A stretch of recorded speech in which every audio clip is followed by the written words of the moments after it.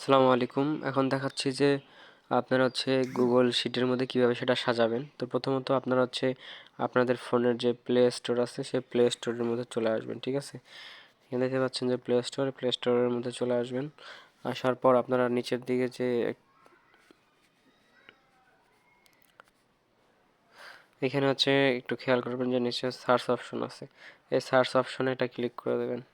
Search অপশনে click করার পর উপরে যে সার্চ আইকন থাকবে সেখানে ক্লিক করবেন। ক্লিক করার পর এখানে সার্চ করবেন গুগল ওয়ার্ক স্পেস, যেখানে আমি সার্চ করছিলাম দেখেন এখানে আসছে। তো গুগল ওয়ার্ক স্পেস লিখে সার্চ করবেন। তারপর এখানে এই যে গুগল শিটস, এই গুগল শিটসের উপর একটা ক্লিক করে দেবেন, ঠিক আছে? এরপর এখানে যে ইনস্টল অপশন আছে এই ইনস্টল অপশনে ক্লিক করে দেবেন। ইনস্টল অপশনে ক্লিক করে কিছুক্ষণ অপেক্ষা করবেন।